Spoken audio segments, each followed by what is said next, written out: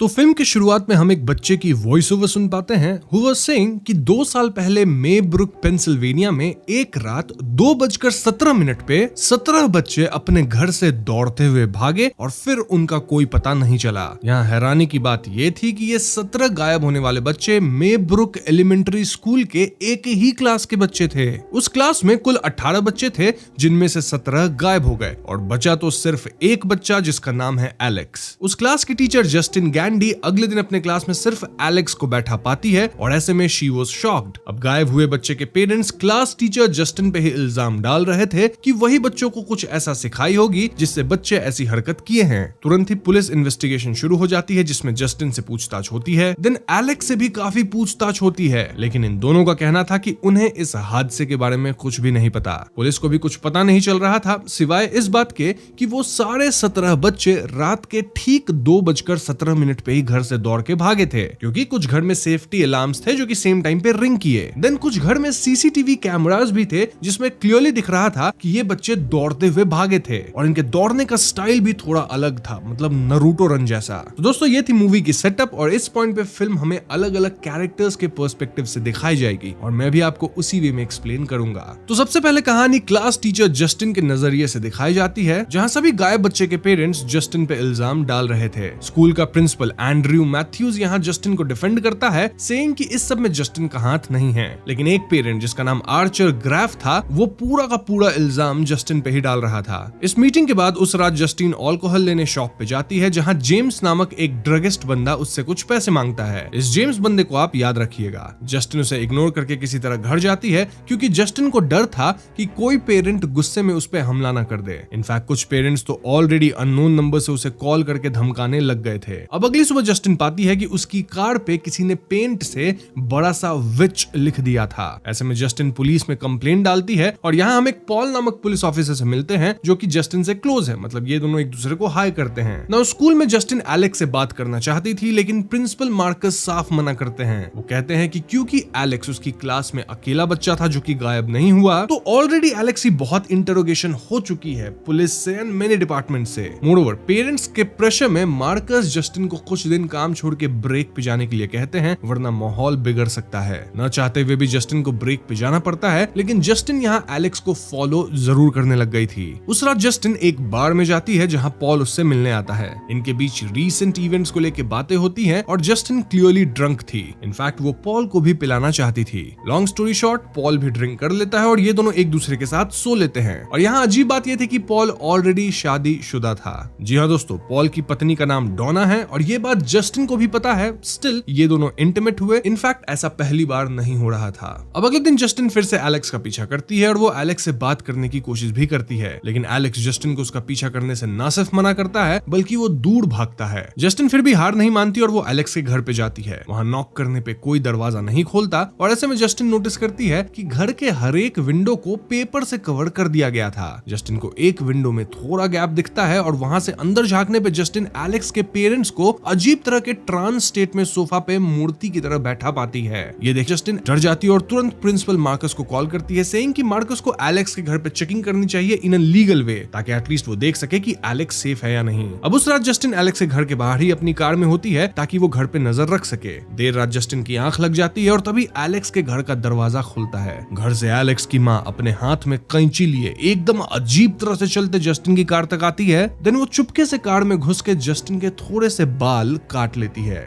Justin जो कि सो रही थी उसे कुछ भी पता नहीं चलता। अब यहाँ से पर्सपेक्टिव चेंज होती है, यानी अब कहानी आर्चर ग्राफ नामक बंदे के नजरिए से दिखाई जाएगी और आर्चर ग्राफ का बेटा मैथ्यू भी गायब हुआ है। आर्चर वही बंदा है जो कि पेरेंट्स टीचर मीटिंग में जस्टिन पे चिल्लाया था। देन जब जस्टिन लिकर शॉप में गई थी तो आर्चर उसका पीछा किया था। आर्चर ही जस्टिन की गाड़ी पे पेंट से विच लिखा था और वो जस्टिन पे नजर रख रहा था क्योंकि उसे जस्टिन पे ही शक है। आर्चर बार बार पुलिस से पूछता है कि क्या उसका बेटा मिला, लेकिन पुलिस के पास कोई भी अपडेट नहीं होती है। ऐसे में आर्चर खुद बार बार अपने बेटे मैथ्यू के भागने वाली वीडियो देखता है क्योंकि उसके घर के बाहर भी कैमरा था जिसमें मैथ्यू के भागने की वीडियो रिकॉर्ड हुई थी। इस वीडियो में मैथ्यू अगेन पर्टिकुलर स्टाइल में भागा था, मतलब वो नरूटो रन होता है ना वैसा कुछ, और वो एक पर्टिकुलर डायरेक्शन में ही भागा था। आर्चर तुरंत टाउन मैप पे अपने घर से मैथ्यू के भागने वाले डायरेक्शन की तरफ एक लाइन ड्रॉ करता है। इसके बाद आर्चर एक और विक्टिम फैमिली के घर पे जाके उनकी सीसीटीवी फुटेज चेक करता है एंड देन उनकी बेटी बेली के भागने की डायरेक्शन देखता है। देन वो मैप पे उनके घर से लाइन ड्रॉ करता है और ये दोनों लाइन एक पर्टिकुलर पॉइंट पे इंटरसेक्ट होती है। इसका मतलब ये दोस्तों कि भागने वाले बच्चे इसी इंटरसेक्शन पॉइंट की ओर गए हैं और शायद वहीं कहीं आसपास हैं।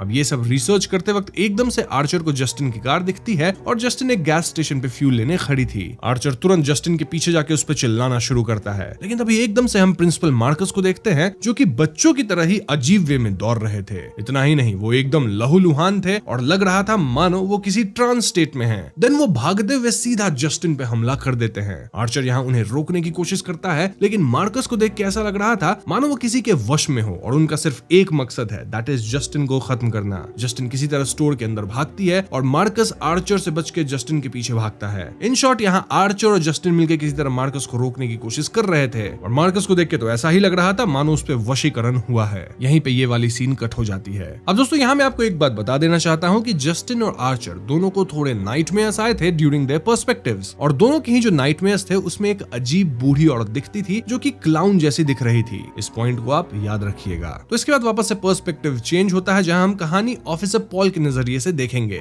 ऑफिसर पॉल की बीवी टाउन से बाहर गई होती है और वो पुलिस स्टेशन जाता है। ये वही दिन है दोस्तों जब जस्टिन पुलिस स्टेशन गई थी क्योंकि उसके कार पे कोई विच पेंट कर दिया था। जस्टिन और पॉल की नजरें मिलती है, दोनों एक दूसरे को हाय कहते हैं और इसके बाद पॉल अपनी ड्यूटी पे कार से निकलता है। रास्ते में उसे वही ड्रगिस्ट जेम्स दिखता है जो कि किसी घर के अंदर घुसने की कोशिश कर रहा था। ऐसे में पॉल जेम्स को चेज करता है और फाइनली उसे अरेस्ट करता है। नाउ सर्च के दौरान पॉल जेम्स के पॉकेट में हाथ डालता है और पॉल को एक नीडल चुभ जाती है। ये जरूर जेम्स की ड्रग्स लेने वाली नीडल होगी और गुस्से में पॉल जेम्स को पंच कर देता है। अब दोस्तों पॉल का ये असॉल्ट एक्शन उसके कार के डैश कैम में रिकॉर्ड हो गई थी, यानी कि अगर ये रिकॉर्डिंग कोई हायर ऑफिसर देख लेता है तो पॉल पे असॉल्ट का इल्जाम लग जाएगा और इससे उसकी नौकरी भी जा सकती है। इसलिए पॉल यहाँ जेम्स से कहता है कि मैं तुम्हें छोड़ दूंगा, बस शर्त यह है कि आज वाली घटना के बारे में तुम किसी को मत बोलना और इस टाउन में दोबारा मत दिखना। जेम्स तुरंत फ्री होकर भाग खड़ा होता है। इसके बाद ही पॉल को जस्टिन का मैसेज आया था, फॉलोइंग विच पॉल बार में जस्टिन से मिला और दोनों उस रात इंटीमेट भी हुए थे। अगली सुबह पॉल अपने घर जाता है जहां उसे पता लगता है कि उसकी बीवी डोना जल्दी घर वापस आ गई थी। डोना पॉल को बाहर से आता देखती है और वो समझ जाती है कि जरूर पॉल उस पे चीट किया है विद जस्टिन। इससे डोना भड़क जाती है और वो एक दुकान में जस्टिन पे हमला कर देती है। जस्टिन किसी तरह डोना के अटैक से बचती है और दुकान वाला डोना को संभालता है। वहीं पॉल अपने पुलिस स्टेशन जाता है और असॉल्ट वाली बात अपने कैप्टन को बताता है। कैप्टन कहते हैं कि अगर जेम्स उसकी कंप्लेंट ना करे तो पॉल को कुछ नहीं होगा और जो वो रिकॉर्डेड फुटेज है वो 1 महीना में अपने आप ओवरराइड हो जाएगा। ये सब बात के बाद पॉल पुलिस स्टेशन के बाहर निकलता है जहां वो जेम्स को पुलिस स्टेशन की तरफ आता देखता है। जी हाँ दोस्तों, जेम्स को देख वो एकदम भड़क जाता है, सेइंग कि मैंने तुम्हें वापस आने से मना किया था। एंड देन पॉल उसका पीछा वापस से शुरू करता है। इस पॉइंट पे कहानी वापस ब्रेक करती है और अब हम जेम्स के पर्सपेक्टिव से कहानी को देखेंगे। तो जेम्स एक ड्रगिस्ट है जो ड्रग्स खरीदने के लिए 1000 झूठ बोलता है और छोटी मोटी चोरी भी करता है। वो जस्टिन से भी उस रात पैसे मांग रहा था जब जस्टिन अल्कोहल लेने दुकान में गई थी। अब चोरी करने के लिए वो एक घर में घुसने की कोशिश कर रहा था और पॉल उसे पकड़ लिया था। पॉल से छूटने के बाद जेम्स डिसाइड करता है कि वो कुछ सामान चोरी करके पॉन शॉप में बेच देगा, देन उससे जो थोड़े बहुत पैसे आएंगे उसे नशे का सामान खरीद लेगा। इसी सिलसिले में जेम्स एलेक्स के घर की तरफ जाता है जहां वो इस घर में ब्रेक इन करता है। इनकेस आप कंफ्यूज हो रहे हैं तो एलेक्स वही एकमात्र बच्चा है जो कि अपनी क्लास से गायब नहीं हुआ था। सो यस, जेम्स एलेक्स के घर में छोटी मोटी चीजें चुराना शुरू करता है, like kitchen items, CDs and all. तभी एकदम से जेम्स देखता है कि एलेक्स के पेरेंट्स वहीं सोफा पे बैठे हुए थे और वो एकदम मूर्ति की तरह थे। आई मीन वो हिलडुल भी नहीं रहे थे, एज इफ किसी तरह के ट्रांस में हो। जेम्स इन्हें इग्नोर करके घर के बेसमेंट में जाता है जहां वो गायब हुए 17 बच्चों को ट्रांस स्टेट में खड़ा पाता है।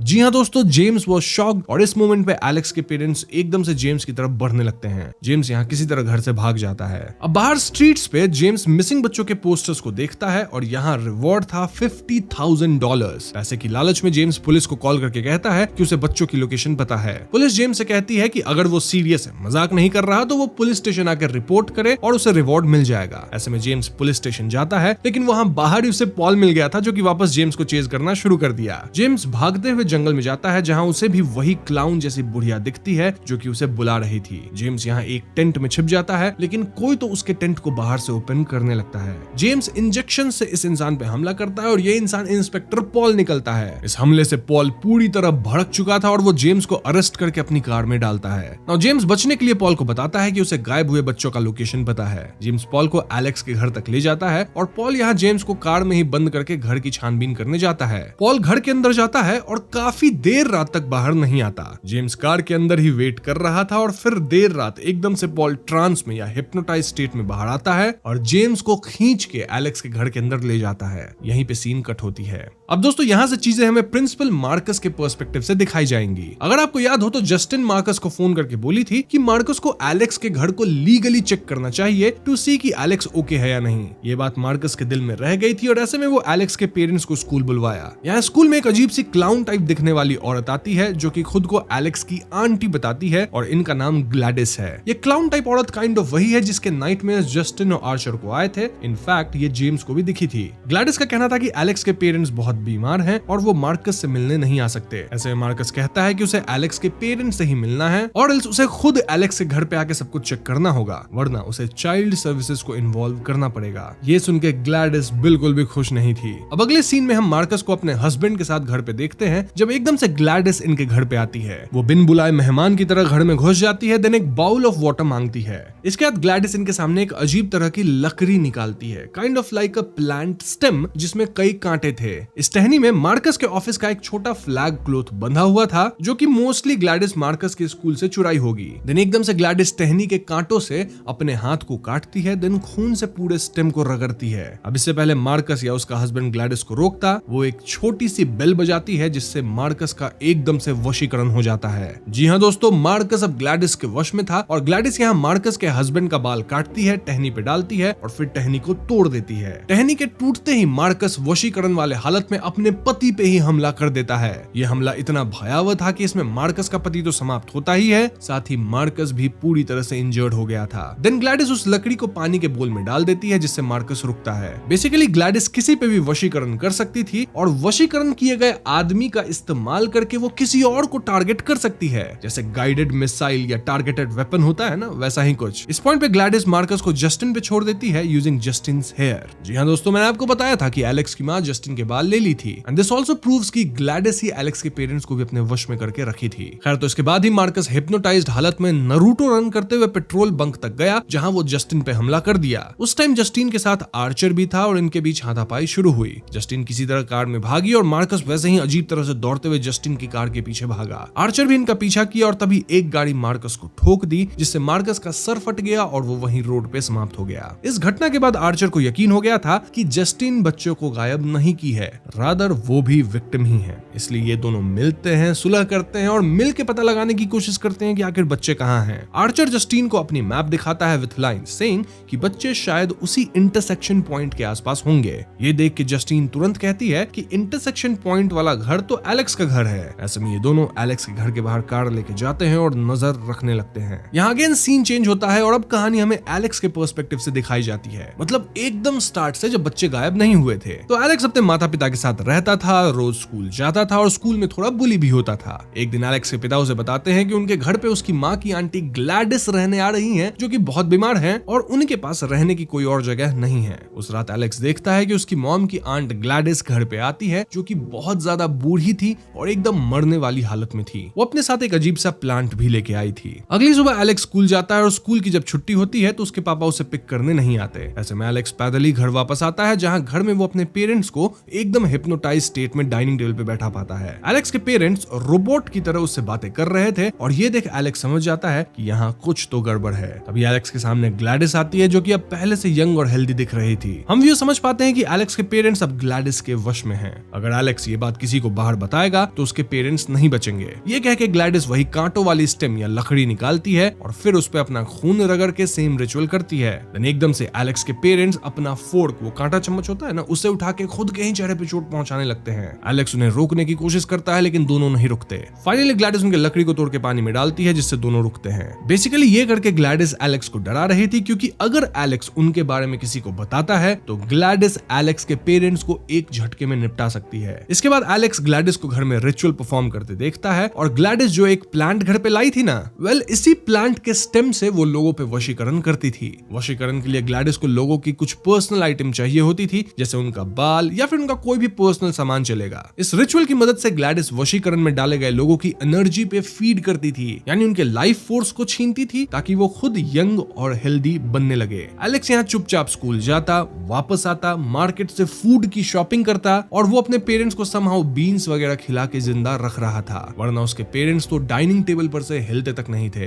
वहीं ग्लैडिस यंग होने लग रही थी, लेकिन एक दिन अचानक से ग्लैडिस ग्लैडिस वापस से बीमार पड़ने लगती है और वो एलेक्स से कहती है कि अगर एलेक्स अपने क्लास के सभी बच्चों का कोई पर्सनल ऑब्जेक्ट लाके ग्लैडिस को देगा तो ग्लैडिस एलेक्स और उसके पेरेंट्स को ठीक करके यहाँ से चली जाएगी। ऐसे में अगले दिन एलेक्स अपने क्लास के सभी बच्चों के ट्रे लेबल्स यानी नेम स्टिकर्स होते हैं ना ट्रे पे लगे हुए, उनको चुरा लेता है। उस रात ग्लैडिस इन स्टिकर्स की मदद से रिचुअल करती है और रात के ठीक 2:17 पे रिचुअल कंप्लीट होता है। देन ग्लैडिस एक घंटी बजाती है। घंटी बजते वो 17 बच्चे अपने अपने घर से भागते हुए सीधा एलेक्स के घर पे आते हैं एंड देन बेसमेंट में जाके खड़े हो जाते हैं। सो यस, इस तरह से ये 17 बच्चे गायब हुए थे। अब इस घटना के बाद काफी प्रेस कॉन्फ्रेंस वगैरह हुआ जिसमें एलेक्स के साथ ग्लैडिस ही रहती थी और एलेक्स डर से अपना मुंह नहीं खोला। पुलिस भी एलेक्स के घर पे छानबीन करने आई थी, लेकिन ग्लैडिस उस टाइम पे न सिर्फ घर साफ कर ली बल्कि वो 17 बच्चों को फॉरेस्ट में छिपा दी थी। चेकिंग के बाद बच्चे वापस घर के बेसमेंट में आके खड़े हो गए क्योंकि वो तो ग्लैडिस के ही ऑर्डर को मान रहे थे। हालांकि नोट करने वाली बात यह है कि भले एलेक्स यहाँ अपना वादा पूरा किया यानी 17 बच्चों के पर्सनल बिलोंगिंग्स को लाया, लेकिन ग्लैडिस अपना वादा पूरा नहीं की। ना तो वो यहाँ से गई, ना ही वो एलेक्स को छोड़ी और उसके पेरेंट्स को अब भी अपने वश में रख रही है। लिटरली वो एलेक्स को एक नौकर की तरह ट्रीट कर रही है। बाय द वे, पॉल और जेम्स भी इसी रिचुअल के कारण वशीकरण में आ चुके हैं। मतलब वो लोग घर के अंदर गए थे ना, तो ग्लैडिस उन पे भी रिचुअल कर दी होगी और अब ये दोनों भी एलेक्स के घर के अंदर ही खड़े हैं। ग्लैडिस यहाँ घर के अंदर सॉल्ट यानी नमक की लाइंस बना दी थी जिसे वो एलेक्स को क्रॉस करने से मना करती है। अब इस पॉइंट पे जितने भी सारे पर्सपेक्टिव्स या टाइमलाइंस है वो एक जगह मिल चुके हैं और यहाँ से कहानी अब एकदम लीनियर रहेगी।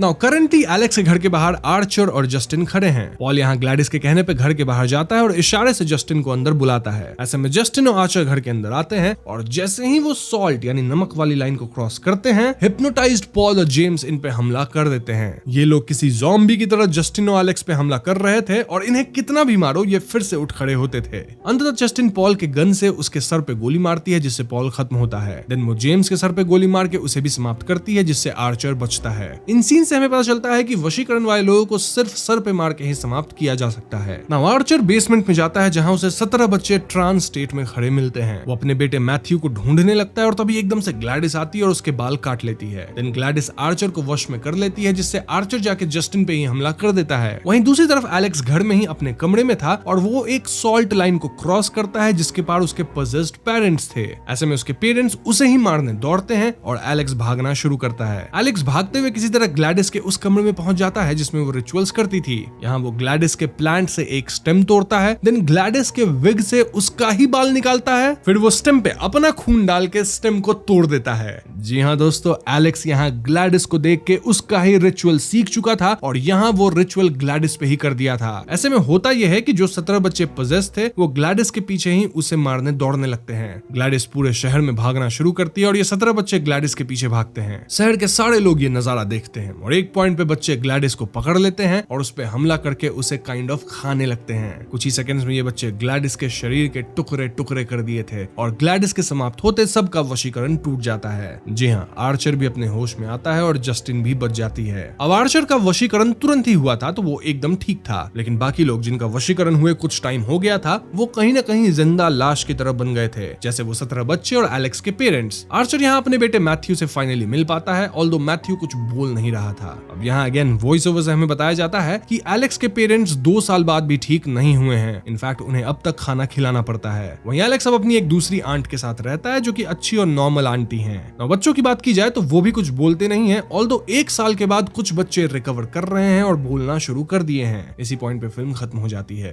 तो दोस्तों ये थी वेपन्स मूवी की कहानी and it was a mind blowing movie. Specially film की डायरेक्शन बहुत अमेजिंग थी। नाउ आई नो कि यहाँ आपके मन में कुछ डाउट्स होंगे, तो चलिए हम और आप मिलकर कहानी को और डीपली समझते हैं और आपके सवालों का जवाब भी देते हैं। सो अगर क्रोनोलॉजिकली देखा जाए तो ग्लैडिस नाम की एक औरत थी जो कि एलेक्स के माँ की आंटी बोलती हैं खुद को। वो इनके घर पे आती हैं, देन वो एलेक्स के पेरेंट्स का वशीकरण करके उनके लाइफ फोर्स पे फीड करती है जिससे वो थोड़ी यंग और हेल्दी हो जाती है। इतने से उसका काम नहीं बना, यानी वो फिर से बीमार पड़ने लगी, तो वो एलेक्स को ब्लैकमेल करके उसके क्लासमेट्स का भी वशीकरण करती है जिससे उन्हें और स्ट्रेंथ मिलता है। जब उनका भांडा फोड़ होने लगता है तो वो शहर छोड़ के भागने की सोचती हैं, लेकिन तभी जस्टिन और आर्चर एलेक्स के घर में आ जाते हैं। देन यहाँ इधर उधर बहुत कांड होता है, लेकिन एलेक्स फाइनली हिम्मत करके ग्लैडिस के रिचुअल उस पे ही इस्तेमाल करता है जिससे ग्लैडिस खत्म हो जाती है। अब यहाँ सबसे बड़ा सवाल है कि ग्लैडिस का रिचुअल काम कैसे करता है और उसका मकसद क्या था। था। देखो, इस रिचुअल में ग्लैडिस को अपने विक्टिम की एक पर्सनल आइटम चाहिए होती है, लाइक उनके बाल या उनका कपड़ा और even name plates. Then Gladys अपने खास पौधे की टहनी पे ये पर्सनल आइटम बांध देती है, फिर इस पे अपना खून लगाती है। इसके बाद जैसे ही वो घंटी बजाती, उसका विक्टिम ग्लैडिस के वश में आ जाता था। वशीकरण में आया व्यक्ति ग्लैडिस के कहने पे दूसरों पे हमला कर सकता था, स्पेशली जब ग्लैडिस स्टेम को तोड़ती थी। अब स्टेम पे उस व्यक्ति के बाल वगैरह लगा के तोड़ा जाता था जिसपे हमला करना हो। पानी में स्टेम को डालने से यह हमला बंद करवाया जा सकता था। अब ग्लैडिस ऐसा इसलिए कर रही थी क्योंकि वो बहुत बूढ़ी थी, मे बी कई 100 साल की हो, और वो दूसरों के लाइफ फोर्स पे फीड करके खुद को जीवित या हेल्दी रख रही थी।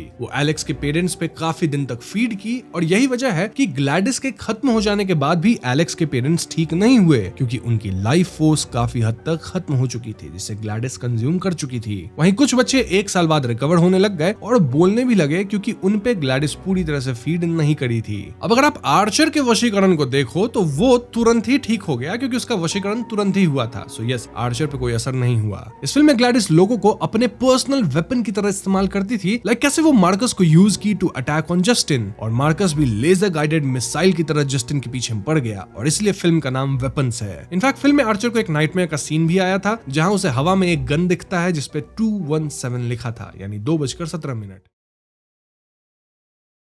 लोरेटा नामक लेडी से मिलते हैं जो कि अपनी कहानी बता रही होती है। लोरेटा जब हाई स्कूल में थी तो उसे अपने सब्स्टिट्यूट इंग्लिश टीचर कॉरिन से प्रेम हो गया था। लोरेटा के पेरेंट्स को ये रिश्ता पसंद नहीं था, इसीलिए सिर्फ 19 साल की उम्र में लोरेटा अपने पेरेंट्स को छोड़ दी और कॉरिन से शादी कर ली। इनके 2 बच्चे हुए जिनके नाम थे बेका और टाइलर। लेकिन 10 साल की रिलेशनशिप के बाद कॉरिन अपने परिवार को छोड़ के किसी और लड़की के साथ कैलिफोर्निया भाग गया। इस इंसिडेंट को 5 साल हो गए हैं और तब से लोरेटा ही अपने दोनों बच्चों को पाल रही है, और इतने सालों में वो कभी भी अपने पेरेंट्स से नहीं मिली। नहीं लोरेटा के बच्चे अपने नाना नानी से मिले हैं। लेकिन हाल में लोरेटा के पेरेंट्स उससे इंटरनेट पे बात किए और वो अपने ग्रैंड चिल्ड्रन से मिलना चाहते हैं। अब लोरेटा तो उनसे नहीं मिलने वाली, लेकिन लोरेटा के बच्चे अपने नाना नानी से मिलने की जिद करने लगे। ऐसे में लोरेटा उन्हें ट्रेन पे बिठा देती है ताकि बेका और टाइलर अपने ग्रैंड पेरेंट्स से मिलने जा सके फॉर 1 वीक। उनके जाने से पहले लोरेटा उनसे कहती है कि 19 साल की उम्र में जब वो अपने पेरेंट्स को छोड़ी थी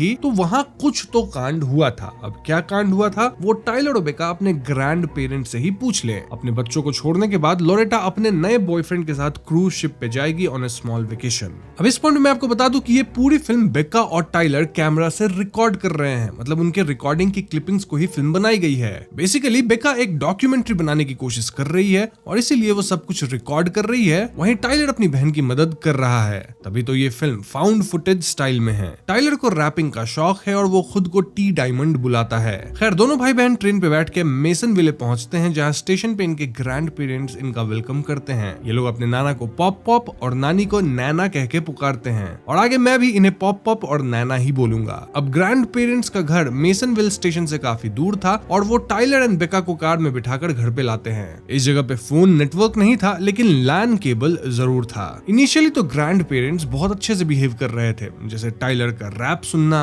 बेका के डॉक्यूमेंट्री के रिकॉर्डिंग्स को लेकर उत्सुक होना, अपना पूरा घर दिखाना एंड ऑल दैट। लेकिन जल्द ही चीजें वियर्ड होने लगती है। सबसे पहले मंडे रात को पॉप पॉप कहते हैं कि इन्हें 9:30 के बाद कमरे से बाहर नहीं निकलना है, यानी कि सो जाना है, और इन्हें किसी भी हाल में घर के बेसमेंट में नहीं जाना है, एज वहां मोल्ड है जिससे ये बीमार हो सकते हैं। लेकिन उस रात जब बेका कुकीज लेने देर रात बाहर जाती है तो वो अपनी नैना को अजीब तरह से उल्टी करता हुआ पाती है। इससे बेका बहुत डर जाती है और अगली सुबह यानी ट्यूसडे मॉर्निंग वो पॉप पॉप से इसके बारे में पूछती है। पॉप पॉप का कहना था कि नैना बीमार रहती है और कल रात तो उनका स्टमक अपसेट हो गया था। अब उस दिन टाइलर नोटिस करता है कि पॉप पॉप घर के बाहर वाले शेड में जाते हैं, जिसे वो लॉक करके रखते हैं। खैर, दिन में ये दोनों बच्चे घर के नीचे हाइड एंड सीक खेल रहे होते हैं जब एकदम से नैना इनके पीछे वियर्ड वे में भागने लगती है। वो कहती है कि मैं भी हाइड एंड सीक खेल रही थी, लेकिन उनकी हरकत नॉर्मल तो बिल्कुल नहीं थी। इसके बाद जब पॉप पॉप और नैना वॉकिंग करने जाते हैं तो यहाँ कोई डॉक्टर सैम उन्हें खोजते हुए आता है। बेका उनसे मिलती है और डॉक्टर सैम बताते हैं कि उसके ग्रैंड पेरेंट्स पास के हॉस्पिटल में पेशेंट्स की काउंसलिंग करते हैं, लेकिन लास्ट विजिट के टाइम वो नहीं आए और इसलिए डॉक्टर सैम उन्हें अगली विजिट के लिए इनवाइट करने आए थे।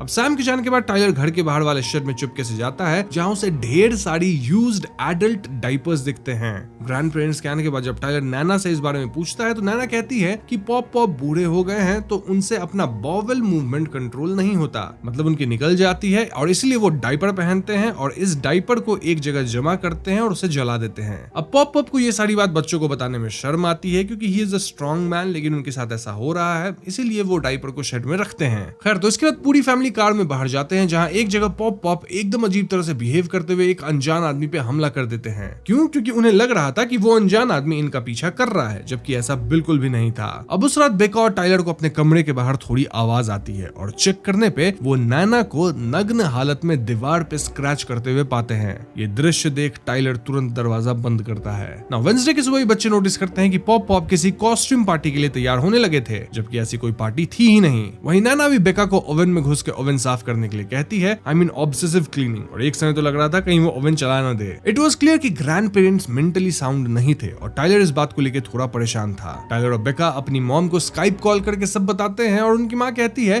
कि बुढ़ापे में ये सब कॉमन है। खैर, इसके बाद बेका नैना को अपनी डॉक्यूमेंट्री के लिए इंटरव्यू देने कहती है। इंटरव्यू के दौरान बेका नैना से पूछती है कि जिस दिन आपकी बेटी घर छोड़ के गई थी उस दिन कुछ कांड हुआ था क्या, और अगर हुआ था तो क्या हुआ था। ये सुन के नैना एकदम अजीब रिएक्ट करती है और बेका को इंटरव्यू रोकनी पड़ती है। अब दिन में टाइलर लिविंग रूम में हिडन कैमरा छुपाने की सोचता है ताकि वो रिकॉर्ड कर सके कि रात में घर के अंदर होता क्या है, मतलब नैना क्या सब करती हैं। लेकिन बेका उसे हिडन कैमरा डालने से रोक लेती है। अब उस रात फिर से नैना अजीब तरह से घर में घूम रही थी, जो कि ये दोनों बच्चे देखते हैं। नाउ थर्सडे मॉर्निंग को बच्चे नैना को कुएं में झांकते देखते हैं, लेकिन चेक करने पे इन्हें कुएं में कुछ नहीं मिलता। इसके बाद बेका और टाइलर एक दूसरे के इंटरव्यू लेते हैं, जिसमें हम इनके बारे में कुछ बातें जान पाते हैं। लाइक टाइलर बताता है कि जब वो 8 साल का था तो वो एक रग्बी गेम के दौरान फ्रीज हो गया था, और क्योंकि वही लास्ट डिफेंस था तो उसकी टीम हार गई। उस घटना के बाद ही इनके पिता इन्हें छोड़ के चले गए थे, और टाइलर कहीं न कहीं सोचता है कि सब उसकी गलती है। मतलब ऑफ कोर्स ऐसा है नहीं, लेकिन टाइलर के मन में ये बात रहती है। वहीं बेका कभी खुद को मिरर में नहीं देखती, एज वो खुद को वैल्यू नहीं करती है। ऐसा इसलिए क्योंकि जब इनके पिता इन्हें छोड़ के गए थे तो वो बेका के लिए बस एक कार्ड छोड़े, और इससे बेका को लगने लगा कि उसके पिता उसे इंपॉर्टेंट नहीं समझते थे, और बेका अपनी ही नजरों में खुद को कम आंकने लगी थी।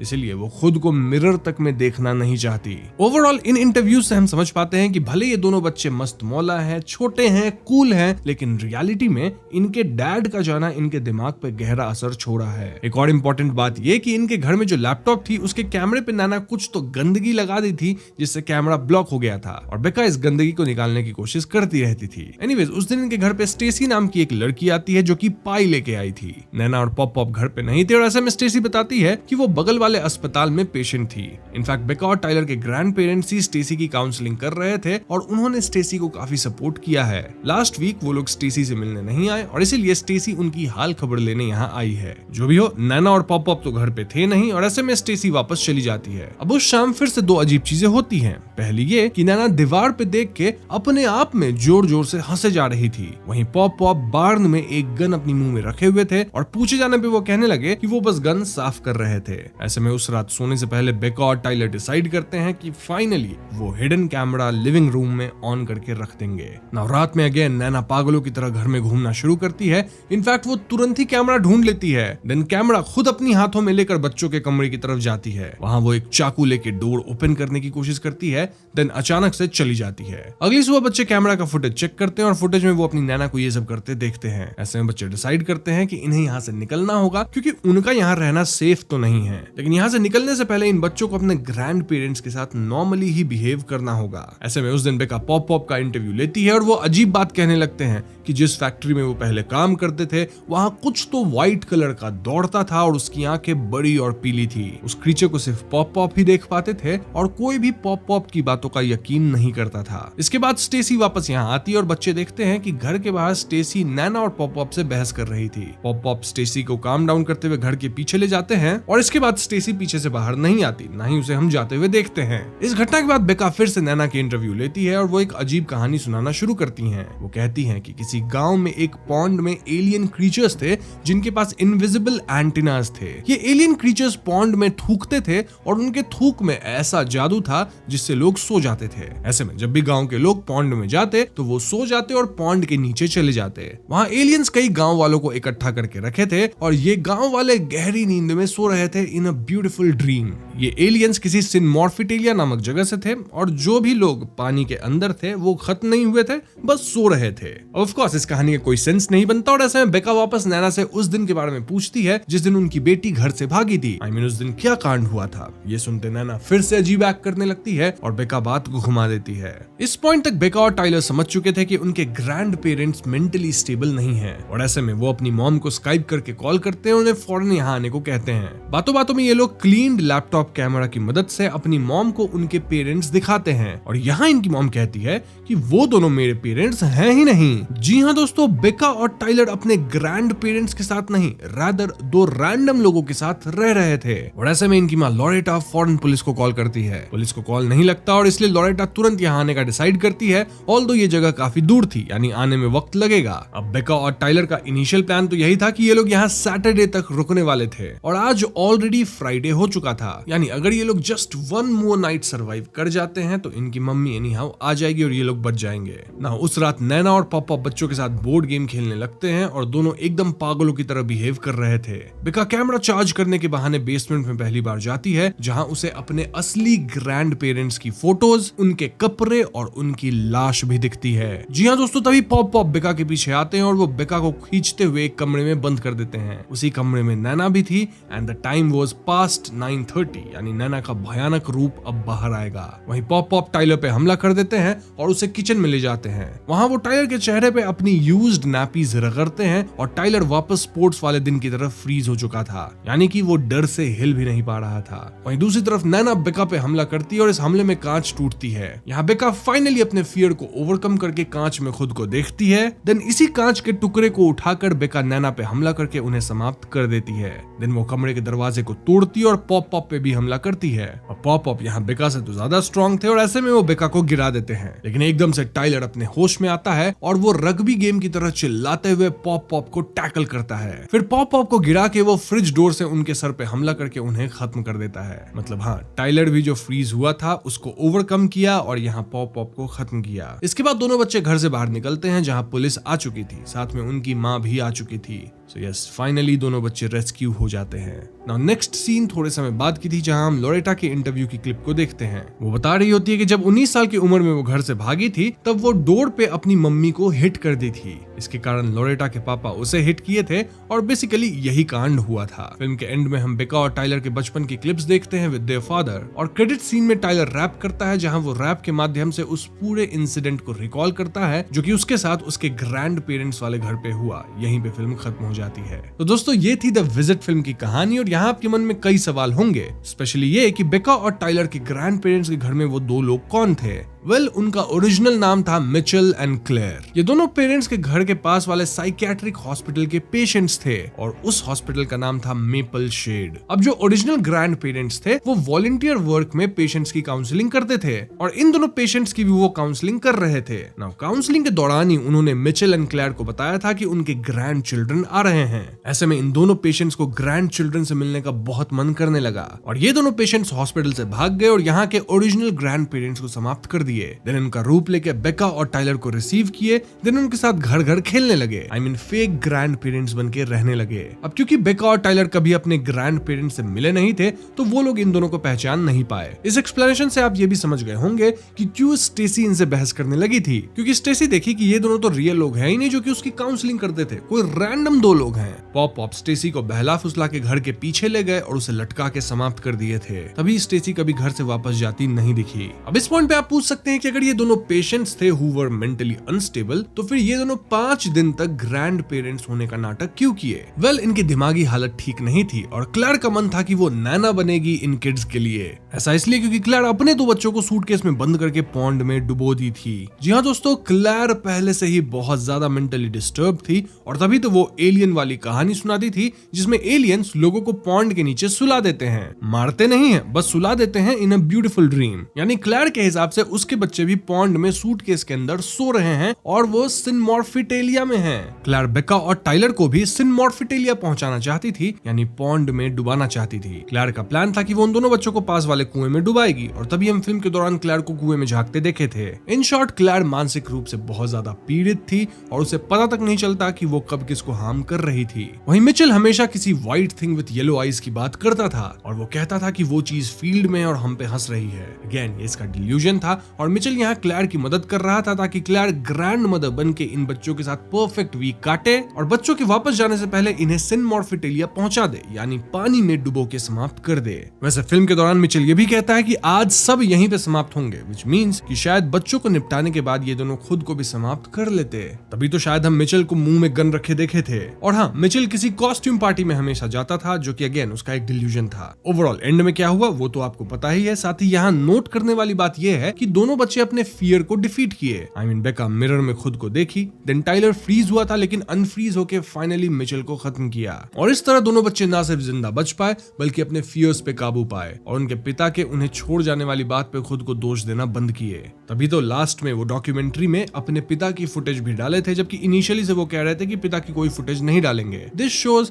कि वो लोग अपने पिता के जाने वाले गम से भी ऊपर उठ चुके हैं। इस फिल्म की गहराई सिर्फ हॉरर तक सीमित नहीं है बल्कि इसमें फैमिली ट्रॉमा और फॉरगिवनेस का भी एक गहरा थीम है। लॉरेटा ने अपने पेरेंट्स को छोड़ा था एक झगड़े के बाद, जिसके बारे में वो कभी खुल के बात नहीं की, लेकिन एंड में वो इसके बारे में खुल के बात करती है। बच्चों का अपने ग्रैंड पेरेंट्स के घर जाना उस पुराने घाव को भरने की एक कोशिश थी। फिल्म हमें बताती है कि जब हम पुराने दर्दों को सुलझाते नहीं है तो उसका अंजाम खतरनाक हो सकता है। बच्चों का उन इम्पोस्टर्स को हराना उनके अपने इनहेरिटेड फैमिली ट्रॉमा को ओवरकम करने का सिंबल है। एक और खास थीम है पावर ऑफ स्टोरी टेलिंग। बेका एक फिल्म मेकर है और पूरी फिल्म उसकी डॉक्यूमेंट्री है। कैमरा सिर्फ उसका टूल नहीं है बल्कि बेका का दुनिया को समझने का तरीका है। जब चीजें हाथ से निकल जाती हैं तो उसे कैमरा छोड़कर असलियत का सामना करना पड़ता है। फिल्म के एंड में वो अपनी माँ का इंटरव्यू लेती है और टाइलर रैप करता है, जो दिखाता है कि वो अपने आर्ट के जरिए उस ट्रॉमा को प्रोसेस कर रहे हैं। वो विक्टिम्स नहीं है बल्कि अपनी कहानी के हीरोज बन चुके हैं। तो दोस्तों ये थी द विजिट फिल्म की पूरी एक्सप्लेनेशन। वीडियो पसंद आई हो तो लाइक और शेयर करें, साथ ही चैनल पे नए हैं तो हमें सब्सक्राइब भी कीजिएगा